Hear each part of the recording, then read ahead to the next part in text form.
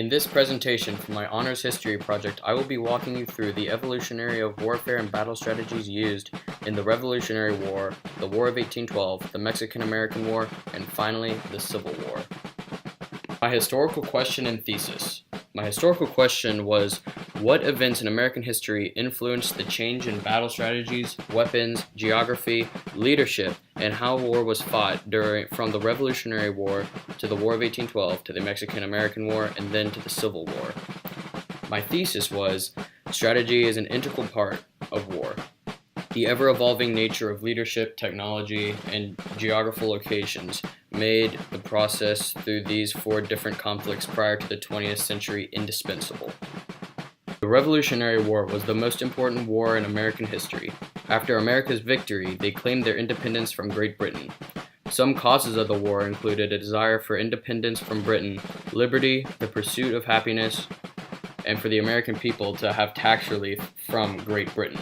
This was the basis of what our country is now today. George Washington was the greatest figure in American history. This is due to his unbelievable success in the battlefield and in office.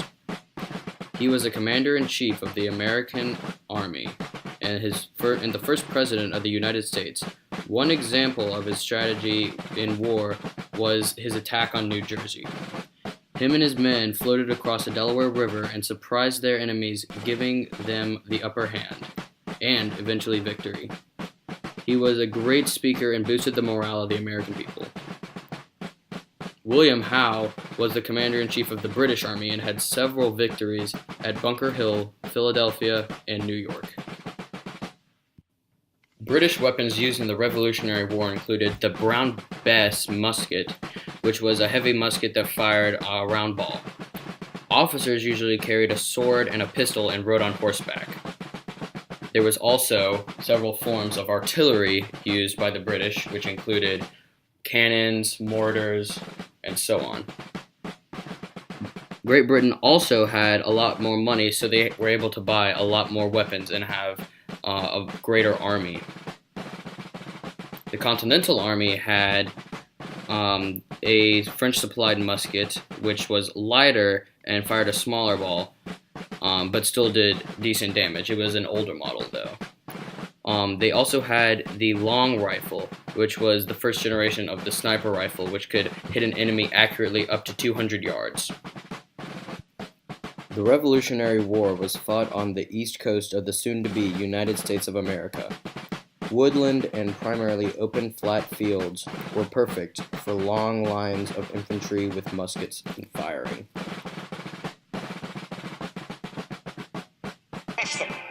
It ends debate.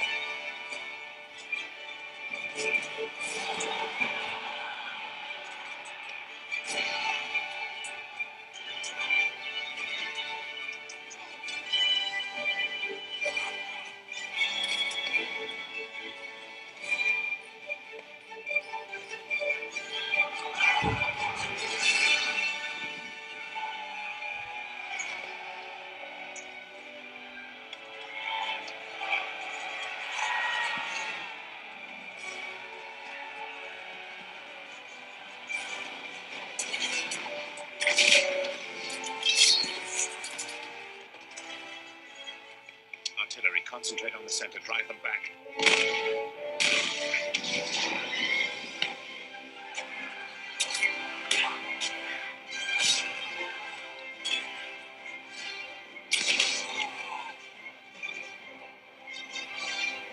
My lord, if we reform and wheel right, we may be able to turn their flank. Dream, General. The War of 1812 was fought between America and the United Kingdom over land in Canada and British influence in America. After the Revolutionary War, this was considered the second fight for freedom, when America took on the most powerful naval force in the world. Andrew Jackson was an American general and led his forces to victory during the Battle of New Orleans. He was a great leader, considering that his army consisted of inexperienced volunteers, free slaves, and even some pirates. He was outnumbered, but through the use of proper defense, he prevailed. Isaac Brock was a British general who commanded the British forces in Canada. He faced many desertions and attempted mutinies because he was disliked by some of his men. American weapons included the Springfield musket. This was the first American-made musket. It was modeled after French muskets. There were also mortars and cannons, but they also had a weak naval force because of money shortages. British weapons included the Sea musket, which was a short-barrel musket good for small skirmishes and boarding other ships. The Baker rifle, which was a 32-inch barrel musket. It was good for medium range. The third model, Brown Bess. It was long, 39 inches, and it was good for longer ranges. They also had all the cannons and all up-to-date artillery, and the strongest naval force in the world. During the War of 1812, battles took place on the east coast of America, southeast Canada, the Great Lakes, and in the Atlantic Ocean. While fighting in Canada, soldiers had to struggle with the unforgiving Canadian wilderness and the deadly winters. The temperature also affected the equipment and making it useless sometimes. In the Atlantic Ocean, large-scale naval warfare took place where speed, strength, and size was crucial for victory.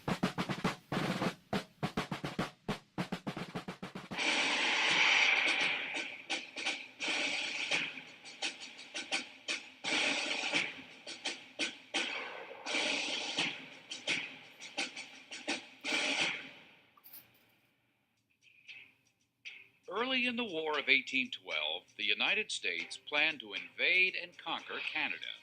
Western U.S. politicians wanted to remove the British influence from the frontier and obtain more land for settlement.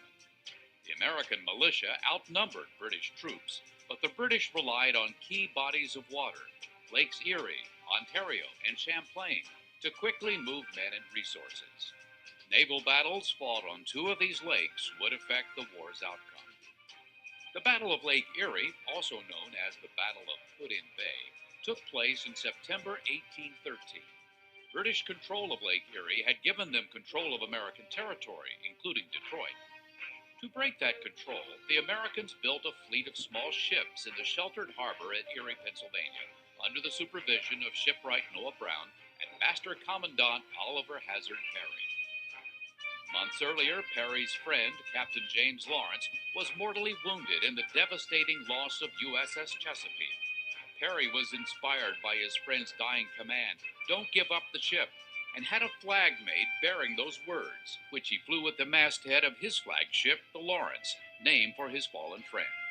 As Perry's fleet rapidly took shape, British Commodore Barclay was quick to reinforce his own fleet, building HMS Detroit to defend the lake against the anticipated American attack. On September 10th, a day with light wind, Perry brought out his ships against his British counterpart. His flagship, Lawrence, engaged the center of the British line and was battered by the enemy's long guns. Taking down his flag from his badly damaged ship, Perry was rowed to the brig Niagara, where he resumed the fight. At that moment, the wind picked up, giving Niagara and the rest of the American ships a decisive advantage. When Barclay surrendered, the Americans regained control of the lake and their territory. The Battle of Lake Champlain in September 1814 found U.S. Master Commandant Thomas MacDonough's fleet in control of the waterway. The British planned to invade New York from Canada and seize American territory before negotiators could finalize a treaty to end the war. But a successful invasion would require them to take control of Lake Champlain from the Americans. Knowing an attack was coming and that he was outgunned, Macdonough anchored his ships in Plattsburgh Bay in such a way that the British ships would have to sail directly into his broadside. With light winds, the British flagship was unable to properly maneuver and also dropped anchor, trading close fire with Macdonough's flagship, Saratoga. With both ships badly damaged, Macdonough's advanced planning gave him the advantage. He had anchored his vessels close together and was able to turn them using anchor cables only. In doing so, he shifted Saratoga around and resumed fire from her undamaged side. British flagship Confiance was unable to match this maneuver and surrendered. The British invasion force was forced to retreat from American soil because the strategically important waterway remained in U.S. hands. America's Navy. The Mexican-American War was brought about in April 25, 1846, over the annexation of Texas and America wanting more Mexican territory, including California, in their push westward. Winfield Scott was an exceptional U.S. general. He had the nickname Old Fuss and Feathers for his appealing military appearance and strategy. He and his men ended the war when they took the Mexican capital in September 1847. Santa Anna was the Mexican president and general.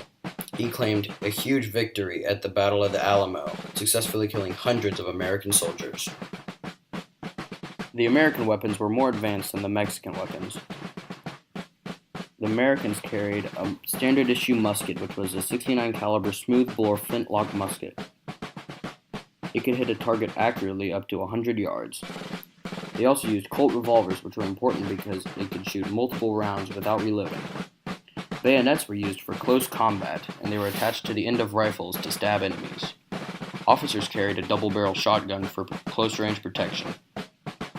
Artillery included cannons, mortars, and other things. Mexican weapons, they didn't have an armory, so they had to buy their weapons from Europe. They used a flintlock musket, which was an older generation than the American musket. They usually used swords, and their artillery was out of date, and it didn't have as much range or was effective as the American artillery. All of Mexico's weapons were not nearly as effective, lightweight, and reliable as the American weapons because the Mexican weapons were bought at a discount from the French. The Mexican-American War was fought in the Wild West, with hot deserts and flat, dusty terrain. This was most accustomed by the Mexicans and less by Americans, thus giving the Mexicans the upper hand. But they lost in the end. Water was also a huge problem in the desert. Yards, you have about a 1 in 3 shot of actually hitting something you're aiming at. At 75, it's a bit hit or miss. At 100 yards, Ulysses Grant said that you could be shooting at somebody all day and they wouldn't know you're there.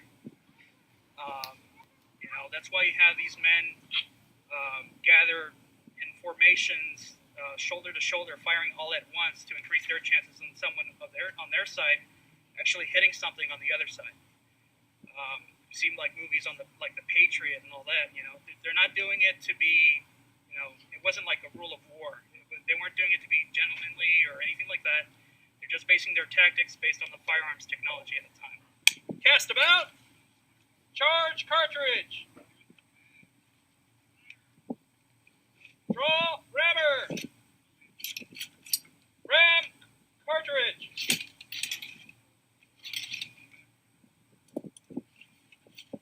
Return rammer!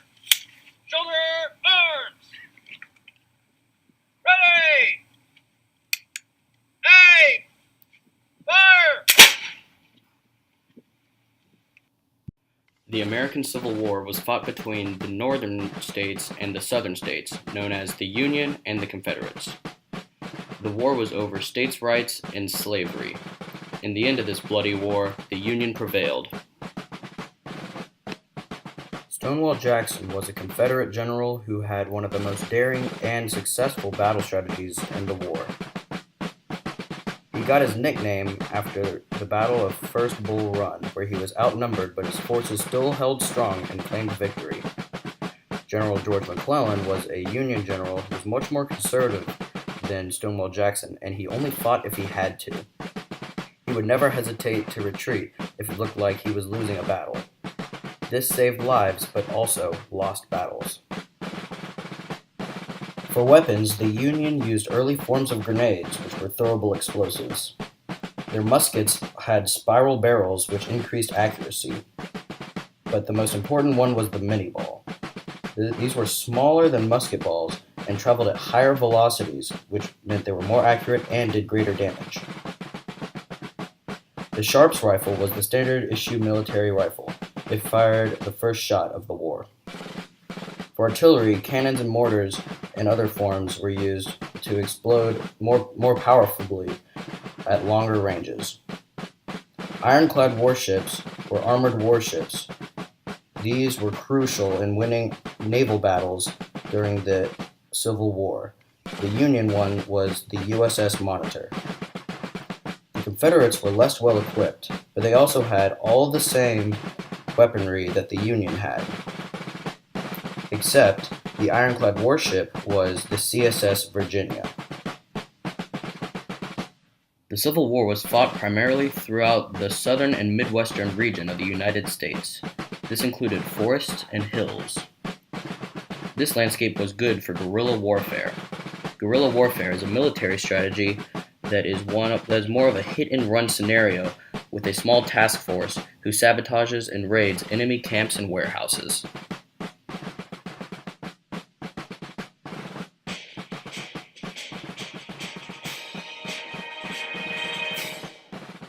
Civil War soldiers sometimes fought on mountains, sometimes they fought in the woods, they fought along rivers and streams, but most often they fought in places like this, open fields. And if you've seen a Civil War movie, or you've read about the Civil War, or been to a reenactment, you know that soldiers fought in long lines of battle, shoulder to shoulder, and nothing could look stupider to us now. But these soldiers didn't have a death wish. It's not that they weren't smart. They were using the most modern military tactics they had available to them. But the problem is that there were advancements in weaponry that made some of those tactics obsolete. This is not unique. This happens again and again. After every war, you reevaluate and you change those tactics in the following war. The invention I'm talking about more than anything else is the widespread use of rifling. Before the Civil War, guns, handheld guns, fired round bullets, and they could shoot 50 to 100 yards accurately. But suddenly, they're going to have a rifled musket be more common that fires these things, minie balls. This is a Union minie ball, most commonly because it has 3 rings. This one is a Confederate minie ball. It has 2 rings. This isn't absolute, but this is typically how they went. And these things not only spin as they leave the barrel because of grooves in the gun barrel called rifling, but they are also concave inside, which allow the bullet to actually expand and take to the grooves better. And then it spirals as it leaves the gun, and like a spiral football, these bullets will fly farther and more accurately. And suddenly, you can fire these things 250, 300, 350 yards more accurately. And what that says is that your enemy is going to get off a lot more shots at you when you're crossing that field toward them. Before the Civil War, you could get up pretty close to your enemy, make a final charge, and then overrun the position after they fired a shot or maybe 2. That's not the case in the Civil War. When people tell me that Civil War soldiers had a death wish or weren't that intelligent, I ask them what they would have done. And the most common answer I get is they say, well, I would send 200 guys over here, and then 50 guys over there, and then 300 guys this way, and then 40 more this way, and 100 over in that direction. That doesn't work. All your enemy would do is shoot the first 200, reload, shoot the next 50, reload, shoot the next 100, reload, shoot the next 200, and so on. In the Civil War, it's important to march up to your enemy to deliver a concentrated fire at once. If you march up with 1,000 soldiers, maybe 100 or 200 of them could be killed or wounded in that first volley, but you still have 800 or 900 left to deliver a concentrated fire against your enemy. These are also large armies, huge armies, operating without walkie-talkies or cell phones, so it's very hard to keep them together. Marching shoulder to shoulder, waving flags, blowing bugles are some of the ways where you communicated with these troops in order to keep them moving in the battle. Imagine a large-scale battle and a huge football stadium emptying and trying to control everybody in that, trying to get them to do what you want them to do to move your army around. Very, very difficult. And the frontal movements, these get there first with the most men, bring the greatest amount of firepower as you can against your enemy, was a very important part of the Civil War. So while attacking frontally was still an important part of the Civil War, you had to get at your enemy somehow. One of the ways that you could get at your enemy, which was effective then and is effective now, is of course via flanking. Instead of attacking your enemy straight on, you can get around the end of their line. When you get around the end of their line, they're in big trouble, because if they try to fire in this direction, all their friends are in the way. Whereas if I fire from over here, I can't miss. My guys, if they don't hit him, he'll hit him or him or him or him or him. That is called raking the line or enfilade. And if you are flanked, you have two choices: run away or get shot. And despite what some people think, these soldiers did not have a death wish, so they would simply fall back and try to take up a stronger position where they could actually face their enemy. Flanking is a very effective maneuver, and it's one of many used throughout the Civil War to try to get at your enemy, to try to gain an advantage over them.